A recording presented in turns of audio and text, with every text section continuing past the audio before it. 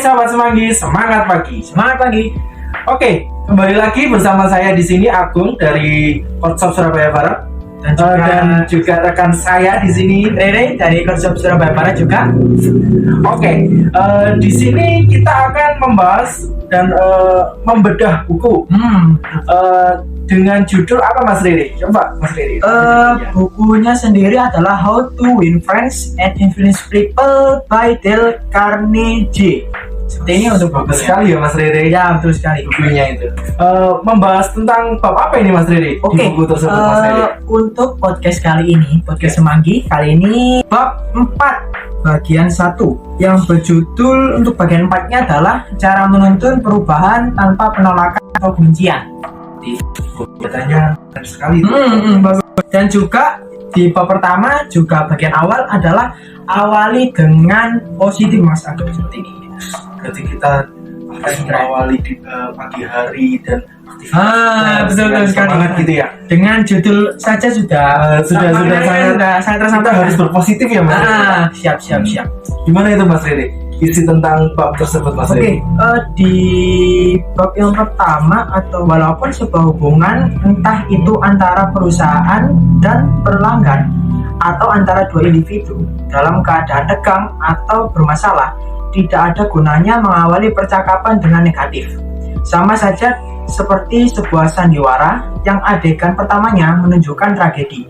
Hal ini membuat penonton menjadi muram dan tidak senang. Bau lunglai, wajah tertunduk, dan hati pun mencelos. Bayangkan efek ini menyebar seperti virus Mas Agung ke seluruh orang di dalam sebuah organisasi atau sebuah perusahaan di seluruh penjuru negara. Anda akan terpaksa bekerja melawan sebuah gelombang psikologis negatif dan reaksi psikologis negatif sedari awal, dan bahkan jika Anda bisa mengulanginya dengan cepat, tidak ada gunanya menghabiskan waktu yang hanya sedikit untuk memperbaiki sesuatu yang sebenarnya bisa Anda hindari dari awal.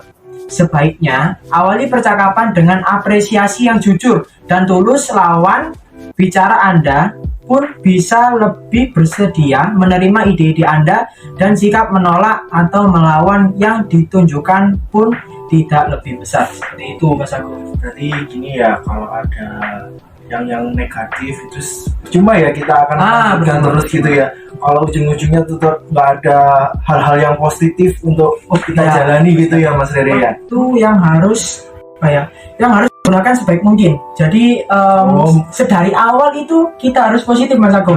Jadi kan tadi ada, bahkan jika Anda bisa mengulanginya dengan cepat, tidak ada gunanya menghabiskan waktu yang hanya sedikit untuk memperbaiki sesuatu yang sebenarnya bisa Anda hindari sejak awal.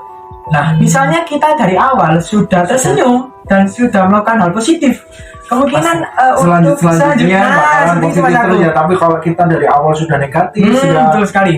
Seperti itu. Apa ya, kayak nggak ada hal-hal positif yang akan dikerjakan, pasti sampai kita kembali lagi ke kita tidur atau apa, pasti selalu terus gitu ya Mas.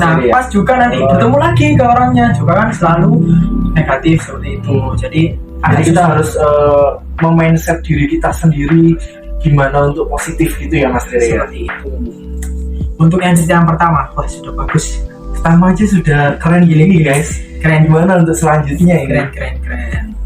Mungkin selanjutnya juga ada ini tentang riset Mas Agung. Apa itu Riset. Nah, seperti ini.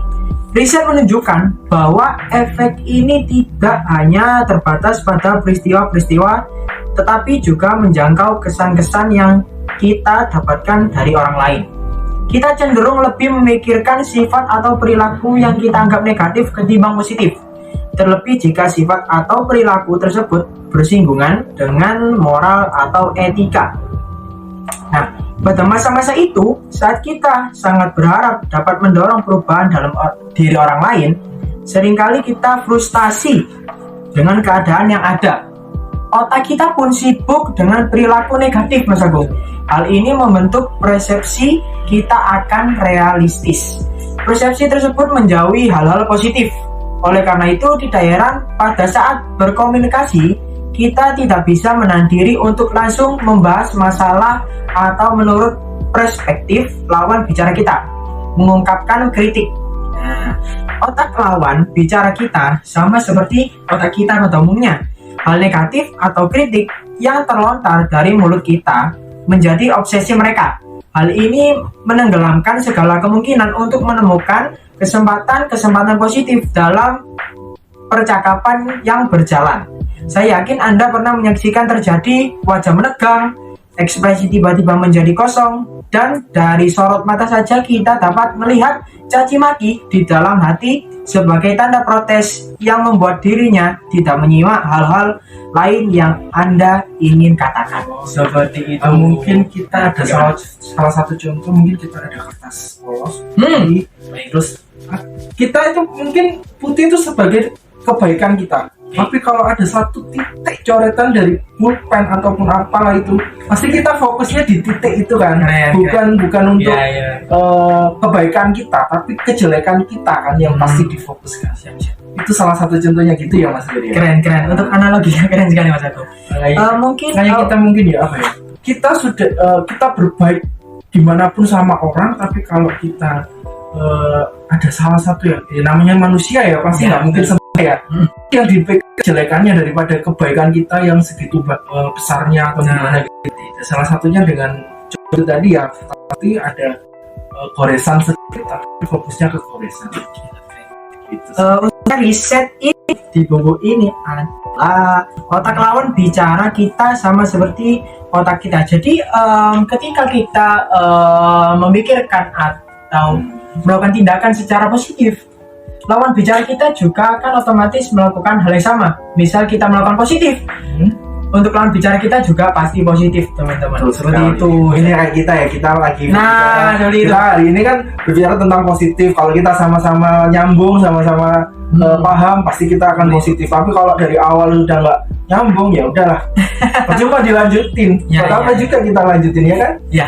Juga seperti kita berhubungan dengan customer atau pelanggan. Gitu.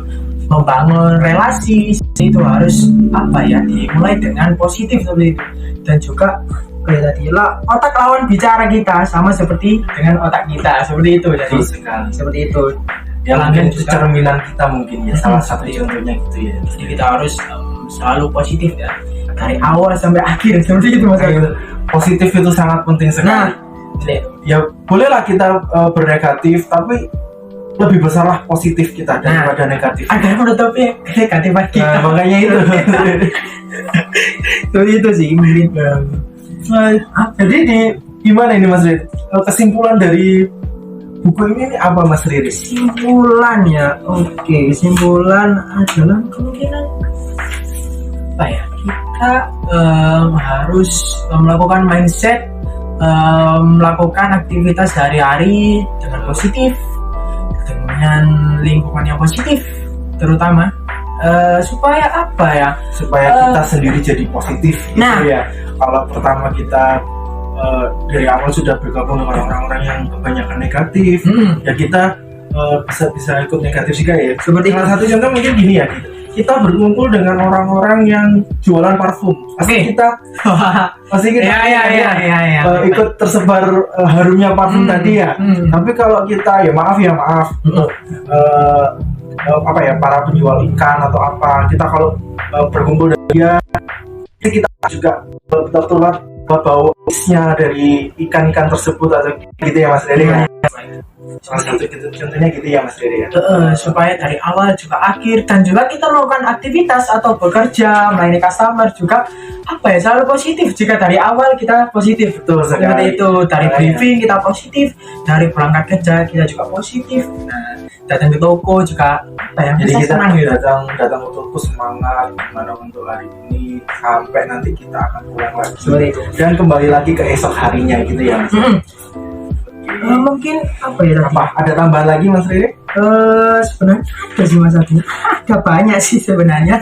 Saking bagusnya buku ini ya, jadi kita sampai membedah ini nggak cukup untuk Mas Riri ya. Sekian menit gini pasti susah sekali ya Mas Riri. Susah sekali. Nah, coba saya bacakan supaya penonton juga tahu lah isi dari buku ini dan juga bab ini. Seperti itu. Kita coba baca lagi.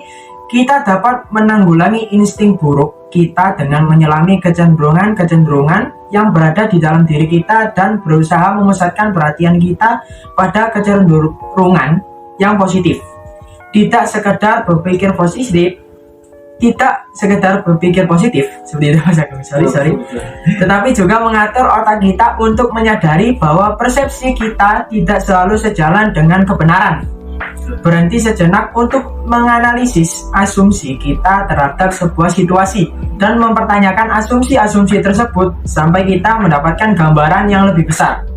Kita dapat melatih sistem neuron cermin kita, sel-sel yang baru saja ditemukan beberapa dekade yang lalu, yang memungkinkan kita memahami tindakan-tindakan orang lain, menginterpretasikan niat mereka, dan meramalkan kira-kira tindakan apa yang mereka ambil berikutnya, mengikut sertakan perilaku-perilaku positif, dan apa yang diungkapkan perilaku-perilaku ini mengenai orang yang kita bimbing. Dan hal itu penting jika ingin bersikap tulus dalam mengapresiasi orang lain. Kita harus menemukan sebuah poin positif yang jujur untuk mengawalinya, dan kita harus menunjukkan apresiasi yang berresonansi dengan orang yang kita ajak bicara. Seperti itu. Keren sekali Mas Riri. Ya, untuk cerita ini kita juga tidak sekedar berpikir positif, tetapi harus mengatur otak kita untuk melakukan hal yang dianggap kita benar. Nah, seperti itu. Nah, ini juga salah satu untuk self juga sih Mas Agung, untuk skill juga. Nah, menganalisis asumsi kita terhadap sebuah situasi, dan mempertanyakan asumsi-asumsi tersebut sampai kita mendapatkan gambaran yang lebih besar. Kita dapat melatih neuron kita, cermin-cermin kita. Nah, cermin-cermin kita seperti tadi Mas Agung, lawan bicara kita. Nah, seperti itu, otak-otak tadi lah, seperti tadi yang kita bicarakan. Memungkinkan kita memahami tindakan orang lain dan meramalkan kira-kira tindakan apa yang mereka ambil berikutnya, seperti itu. Jika customer, nah customer juga customer datang mungkin awalnya cari apa, Mas Rere-nya langsung masukin bisa ibu atau bapak ambil ini gitu ya Mas Rere ya. Nah, ternyata customer akhirnya terlari ambil juga dengan produk-produk yang lain gitu ya Mas Rere. Kan juga banyak juga case-case seperti itu. Kalau misal barangnya kosong atau mungkin harganya tidak bisa dikasih opsi-opsi lain. Nah, seperti itu. Ya, mungkin disertakan ya. Dan juga meramalkan kira-kira tindakan apa yang mereka ambil berikutnya, seperti itu. Apakah dia mau yang murah, apa yang terjangkau, apa yang desainnya begini, gitu. Juga banyak kan customer. Banyak sekali Mas Rere. Banyak sekali tiba-tiba customer pun dari online maupun offline seperti itu. Menuntun dengan positif dan menolak dorongan untuk menimbulkan drama adalah alat untuk membantu memperkuat tekad kita. Teknik untuk membantu kita melangkah dengan percaya diri ke dalam masalah. Dan para pemimpin yang menarikkan sikap ini memiliki kemungkinan kecil untuk dibutakan bencana-bencana yang ada karena pasti mereka sudah mengantisipasinya sedari awal. Kemungkinan bab ini yang sudah saya baca ya, untuk untuk para pemimpin ataupun kayak semacam penanggung jawab dari toko, mungkin seperti itu. Kalau seperti kita ya, mungkin kepala toko ataupun pemimpin seperti itu. Iya, karena di sini juga pemimpin juga sangat penting, penting sekali itu. Nah, juga betul sekali. Pasti saya mengucapkan di buku ini cara agar para atasan ataupun kita juga bisa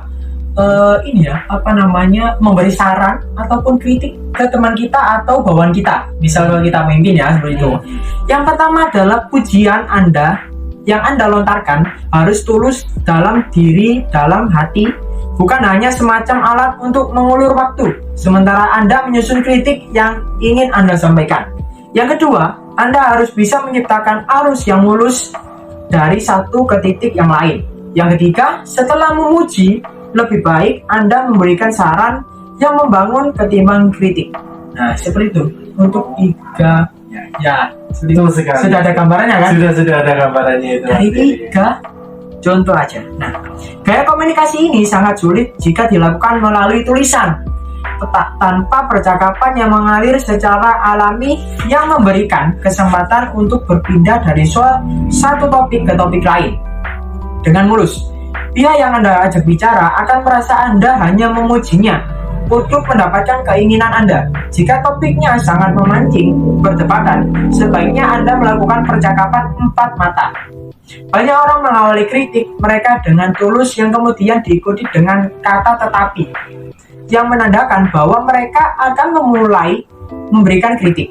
Hal ini mungkin membuat orang yang diajak bicara mempertanyakan ketulusan pujian yang baru saja dilontarkan. Oleh karena itu, lebih baik menggunakan kata dan serta memberikan saran untuk membangun ketimbang kritik. Mungkin ini cara terbaik untuk mengemukakan sebuah isu secara tertulis tanpa terkesan palsu dalam memuji. Mengawali dengan pujian dan apresiasi akan membuat Anda membantu para karyawan. Nah, para karyawan menjadi lebih produktif, para vendor menjadi lebih berkomitmen, serta teman-teman dan keluarga Anda menjadi lebih bersedia melihat sudut pandang Anda. Sebuah sudut pandang yang positif selalu menempatkan interaksi di jalur yang positif. Oh gitu. Jadi mungkin praktek itu mungkin lebih cepat kita lakukan daripada kita teori gitu ya, mungkin salah satu contohnya ya. Mungkin salah satu contohnya juga. Gitu. Keren sekali ini. Siap. Untuk ada yang tambahan lagi Mas Dede? Ya ini untuk cerita ini, nah sepertinya adalah untuk cara kita memberikan saran dan juga kritik ke teman kita, ke bawahan kita. Nah, saran dan kritik itu juga kita sendiri. Nah, gitu betul ya. sekali teman-teman. Bukan hanya di lingkungan perusahaan ya, di lingkungan rumah ataupun di luar lah. Di luar kita lah. bersosialisasi itu Betul pasti adalah kritik dan saran kita. Nah, seperti itu. Untuk cara 1, 2, 3-nya seperti itu. Dan apa ya tadi? Gaya komunikasi ini sangat sulit jika dilakukan melalui tulisan. Harus dilakukan. Kan kalau teori mungkin kita akan susah untuk memahaminya, tapi kalau kita langsung praktekkan, kita langsung turun langsung ke lapangannya, mungkin itu tadi bisa tahu kita hasilnya gitu. Nah, ya. seperti itu. Dan juga harus kita lakukan secara tulus dengan komitmen gitu ya. Nah, seperti itu. Agar yang kita sampaikan juga tersampaikan. Gitu ya. Nah, dengan saran dan kritik yang mau kita ucapkan seperti itu. Kemungkinan seperti itu aja sih untuk buku tadi. Oke, ya. Keren sekali Mas. Keren. Cara menulis perubahan tanpa penolakan atau kebencian, awali dengan positif. Seperti itu. Sekali. Oke, sekian dan untuk bedah buku dari kita berdua. Keren. Dan kita jumpa lagi lain waktu dari bedah buku selanjutnya. Selamat pagi Sobat Semanggi. Selamat pagi. Terima kasih, brother.